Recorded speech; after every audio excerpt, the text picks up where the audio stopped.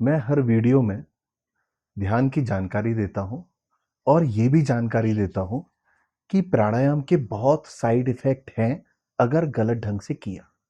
और एक और बात, प्राणायाम ध्यान में जाने के लिए प्रत्याहार यानी विथड्रॉ ऑफ सेंस, आपके इर्द-गिर्द विचार चल रहे हैं, उसको विथड्रॉ कर दे, उसमें प्राणायाम ही मदद करता है।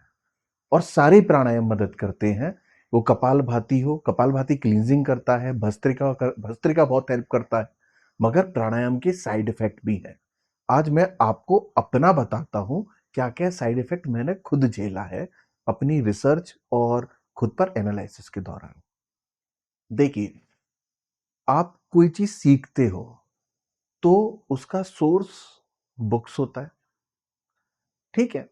मेरा भी सोर्स बुक्स था। मैंने ज़्यादातर बिहार स्कूल ऑफ योगा की बुक्स पढ़ी हैं और मुझे बिहार स्कूल ऑफ योगा इतना पसंद है कि उसने जितनी बिहार स्कूल ऑफ योगा ने, स्वामी सत्यानंद सारस्वत जी, शिवानंद सारस्वत जी, इन सब ने जितनी रिसर्च की है, काफ़ी रिसर्च की है। तो मैं बार-बार क्यों अवेयर करता हूँ कि भस्त्रिका और सूर्यभेदी और चंद्रभेदी, इसके साइड इफ़ेक्ट क्या-क्या हैं? आप मेरी जर्नी सुनिए। मैं पिछले 15 साल से 15-16 साल से, मैं 18 साल की उम्र से ध्यान करता हूँ, मगर कंटिन्यूअस नहीं रहा, बीच में ब्रेक हो गया, फिर चालू हो गया, ब्रेक हो गया, फिर चालू हो गया। तो एक लंबी जर्नी है। जब किसी चीज़ की लंबी जर्नी होती है और आप साइंस के स्टूडेंट हो, मैं by profession computer science engineer हूँ, आईटी कंपनी में काम करता हूँ, तो मेरा जो पैशन रहा शुरू से, या तो टेक्नोलॉजी को लेके लेके रहा, या फिजिक्स को लेके रहा, या योगा को लेके रहा। तो जो बंदा फिजिक्स पढ़ता है, मैथमेटिक्स पढ़ता है, तो उसका जो माइंडसेट ऐसा होता है, वो लॉजिकल हो जाता है, वो तर्क सोचता है। तो जब मैं प्राणायाम को पढ़ रहा था, तो मेरे दिमाग में भी सवाल आते थे, एक साँस आपको ध्यान में कैसे ले जाएगी? साँस तो मैं नॉर्मली ले रहा हूँ, तो वो भी तो ध्यान हो गया। जेन्युइन सवाल है क्या नहीं है? दूसरा सवाल मेरे ज़हन में आता था कि क्या सूर्यभेदी, क्या चंद्रभेदी प्राणायाम? जब मैंने किया, उसके साइड इफ़ेक्ट देखे और करने के कारण मुझे छोड़ना पड़ा। 7-8 महीने तक पूरा ध्यान क्रिया योग छोड़ना पड़ा, फिर वापस चालू किया समझने के लिए। तो एक जर्नी है, एक रिसर्च है। अब मैं आपको बताता हूँ सूर्यभेदी से मुझे क्या नुकसान हुआ। लगभग आज से 6-7 साल पुरानी बात है। मैं छत पर बैठ के सूर्यभेदी की प्रैक्टिस करता था। तो 10 पहले सूर्यभेदी का मतलब आपको आपने अपनी राइट नोस्ट्रल से सांस लेना चालू किया, छोड़ा, चालू किया, छोड़ा। आप लेफ्ट नोस्ट्रल को बंद कर लो। तो मैं प्रैक्टिस करता रहा और मुझे पता था साइड इफेक्ट होगा, जितनी मैंने उसकी अध्ययन कर रखा था, बट प्रूफ करने के लिए कि साइड इफेक्ट है क्या नहीं है। मगर जब कोई रिसर्च करता है तो वो रिस्क लेता है, ठीक है। अध्ययन करता है, बिना अध्ययन करे कुछ रिस्क मत लो, क्योंकि वो उसका सॉल्यूशन भी साइड की साइड खोजता रहता है।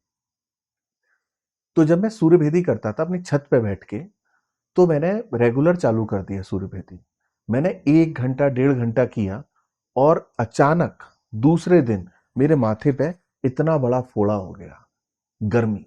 अब मैं कुछ खाऊं, तुरंत मुझे एसिडिटी लगे, भयानक गर्मी पैदा हो जाती है। इसलिए सूर्य क्या करता है? गर्म करता है।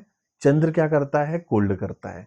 इसलिए इसका बैलेंस, जैसे आपने स्केल देखा होगा, एक पैमाना, पैमाना में, एक स्केल में, एक साइड में मान लो -20 वैल्यू है और एक साइड में मान लो +10 वैल्यू है, तो उसका लमसम क्या होगा?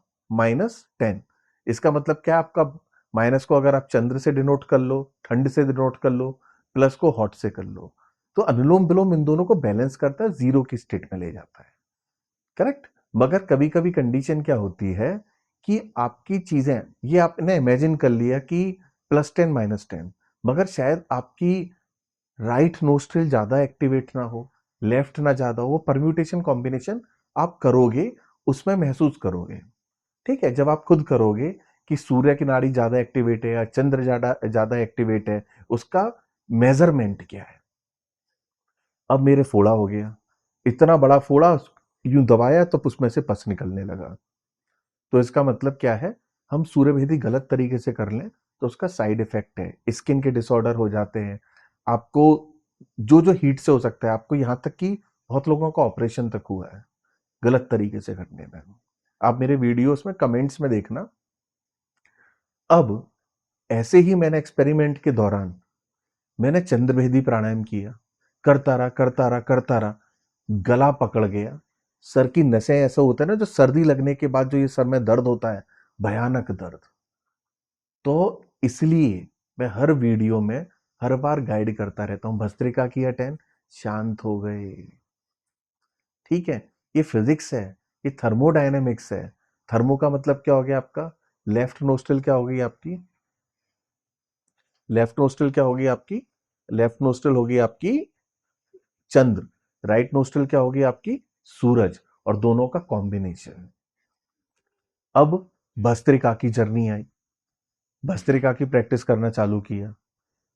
आज से 4-5 साल पहले दिसंबर में अपने यूपी में मथुरा, हाथरस, अलीगढ़, इस एरिया में दिसंबर की गर्मी कितनी होती है, कैपेसिटी होगी भस्त्रिका करने की 1-1 घंटे कंटिन्यूअस, 2-2 घंटे कंटिन्यूअस। अब मुझे सर्दी में इतनी गर्मी लगती थी कि मुझे पसीना आता था, मैं कंटिन्यू करता रहा, मैं बेंगलोर आ गया, मुझे ट्रैंक्विलिटी फील होती थी, अच्छा लगता था, मैंने कहा और एक्सपेरिमेंट करो। अब क्या प्रॉब्लम हुई, मैं थोड़ा सा भी जो नॉर्मल खाना बनता है, मुझे उसमें इतनी मिर्च लगती, इतनी मिर्च लगती कि मेरे को एसिडिटी, पित्त मेरा हमेशा हाई रहता, रेवाप्रेजोल, पेंटाप्रेजोल, ये सारी गोलियां मुझे खानी पड़ती एसिडिटी की। मगर मुझे इसकी गाइडेंस थी, एनालिसिस के दौरान मुझे पता था कि ये होगा, मगर कभी कभी आप उसमें ज्यादा समझने के लिए आप रिस्क उठा लेते हो। तो भस्त्रिका से आपकी जो पित्त है, आपका जो एसिड है, वो एसिड रिफ्लक्स हो जाता है। आप थोड़ा सा भी नॉर्मल मिर्च मसाला खाओगे, आपको ज्यादा लगेगा। इसीलिए जो प्राणायाम और योगा करते हैं वो लाइट फूड खाते हैं, खिचड़ी की डाइट, हल्की डाइट। तो आज की हम सोसाइटी में, हमारा ऑफिस का काम है, नॉर्मल सारी चीजें, तो हम वो चीज फॉलो नहीं कर सकते। मगर हम अवेयर रहें कि वाई, अगर आप हर चीज के पीछे वाई करने लग गए, तो आप कहीं ना कहीं एक बहुत डीप थिंकिंग में चले जाओगे, और कुछ ना कुछ, कहते हैं ना कि समुद्र से मंथन करके कुछ निकाल के लिए आओ, तो आप उससे कुछ निकाल के लेकर आओगे। ठीक है, तो योगा में, योगा एक बहुत पावरफुल विज्ञान है। मैं इंजीनियर हूं, फिजिक्स मेरा सब्जेक्ट रहा है, मैथमेटिक्स रहा है योगा, तो मैं हर किसी चीज को तर्क के हिसाब से समझूंगा, आंख बंद करके मैं उसको बिलीव नहीं करूंगा। ये मेरी हैबिट है और होनी भी चाहिए। स्वामी हमारे गौतम बुद्ध ने क्या कहा है, अपो दीपो भव, अपना दीपक खुद बनो, अपने आप को खुद एनालाइज करो, समझो, अंडरस्टैंड करो, जभी तो आप उसकी गहराई तक पहुंच पाओगे। हाँ, रिस्क तो हर किसी चीज में है। घर में आपके इलेक्ट्रिक वायर है, इलेक्ट्रिक करंट है, आपको पता है आप बिजली को छूओगे तो आपको करंट लगेगा, मगर उसी इलेक्ट्रिक करंट से लाइट भी जनरेट होती है, जो आपके घर में रोशनी देती है, उसी से पंखा भी होता है, उसी लाइट से आपका एसी भी चलता है। बस डिवाइसेस अलग अलग हैं, ऐसे ही आपकी बॉडी के डिवाइसेस हैं। तो करो, मगर प्रिकॉशन के अनुसार। अभी मैं क्लास मेडिटेशन की नहीं दे रहा, शुरू में मैंने कुछ लोगों को ट्रेनिंग दी थी, 15-20 लोगों को समझाया था, ध्यान में ले गया था जीरो की अवस्था में। मगर मेरी खुद की भी रिसर्च चल रही थी, तो कभी दे देता था ट्रेनिंग, कभी नहीं देता था। मैं अभी सोच नहीं रहा क्लासेस देने की, मगर फ्यूचर में हुआ तो माँ काली की कृपा से ध्यान की क्लासेस भी देना चालू कर दूंगा, मगर साइंटिफिक वे से। आप, हमारा योगा में जैसे क्या हुआ, एलोपैथी में वेस्टर्न कंट्रीज ने रिसर्च करी, तो उसमें से वो काफी चीज निकाल के लिया है। ऐसे ही हमारा भूमि, योग भूमि कब एकदम पीक पर जाएगी, करेक्ट, जब हम इंजीनियर्स हो गए, डॉक्टर्स हो गए, फिलोसफर्स हो गए, हर सब्जेक्ट के एसएमई हो गए, मींस एक्सपर्ट्स, उस पर रिसर्च करेंगे, एनालाइज करेंगे, और उसको इजी बना के हर किसी तक पहुंचा देंगे। जैसे इलेक्ट्रिसिटी से पंखा बनाया, घर तक पहुंच गया, पता है रिस्क है, बिजली का शॉक लग सकता है, मगर आपको फायदा भी तो दे रहा है, तो करो, मगर अवेयर हो जाओ कि करने के साइड इफेक्ट क्या क्या हैं। प्राणायाम के साइड इफेक्ट हैं, कुंडलिनी क्रिया के साइड इफेक्ट है, सारी चीज है, मगर रिसर्च और एनालिसिस की जरूरत है। अब भस्त्रिका मैंने ओवर कर लिया, अब मैं कुछ भी खाता मुझे एसिडिटी रहती, और इतनी एसिडिटी में पागल हो जाता, मुझे रेवाप्रेजोल, रेवासेक डीएसआर की 2-2 3-3 गोलियां खानी पड़ती। मुझे फिर 7-8 महीने के लिए मुझे भस्त्रिका पूरा छोड़ना पड़ा। अब मुझे बड़ा दुख हो कि प्राणायाम से ही मैं ध्यान की तरफ जाता था, अब मेरा मेन चीज प्राणायाम छूट गई, तो मैं ध्यान कहां से करूं? क्योंकि प्राणायाम से ध्यान में क्यों चले जाते हैं? क्योंकि एक तो प्राणायाम से आपकी नाड़ी क्लीन होती है, और ऊपर से आप जब सांसों पे फोकस करते हो ना, तो ऑटोमेटिक आपका पोलैरिटी बोल सकते हैं, या ईड़ा पिंगला नाड़ी बोल सकते हैं, उसको बैलेंस कर देता है, आप ध्यान में चले जाते हो। ट्रैंकुलाइज कर देता है प्राणायाम, खासकर भस्त्रिका हो गया, एनर्जाइज भी करेगा, ट्रैंकुलाइज भी करेगा, सारे प्राणायाम। अनुलोम विलोम, अब वो लोग आपके दिमाग में एक आएगा, मैं अनुलोम विलोम ही कर लूं, मैं इतने सारे प्राणायाम क्यों करूं? बात सही है।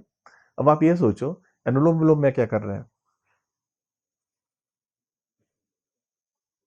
यही तो कर रहे हो, मगर आपकी नाक अगर ब्लॉक्ड है, तो आप कैसे कर लोगे अनुलोम विलोम? सोचिएगा, नहीं हो पाएगा ना। तो अगर मान लो एक वायर है, उसमें जंग लग गई है, तो आप क्या करोगे उसको? या एक पाइप है, एक पाइप के अंदर गंदगी लग गई है, तो आप क्या करोगे? जोर से एयर डालोगे, पानी डालोगे, क्लीन करोगे। तो यही तो आपका भस्त्रिका है, आपकी क्लींजिंग कर रहा है। उसके बाद अनुलोम विलोम करोगे तो वो और ज्यादा पावरफुल होगा, और ज्यादा इम्पैक्टफुल होगा। अनुलोम विलोम बहुत अच्छा है, मगर हमेशा आंख बंद करके ना करो, समझ के, आंख खोल के, एनालिसिस करके, रिसर्च करके। ऑलवेज एक क्वेश्चन हमेशा आना चाहिए, वाई, क्यों, क्यों, क्यों हो रहा है? जब आप इस क्यों तक पे पहुंच जाओगे, तो आप हर चीज के पीक पे पहुंचोगे ही पहुंचोगे।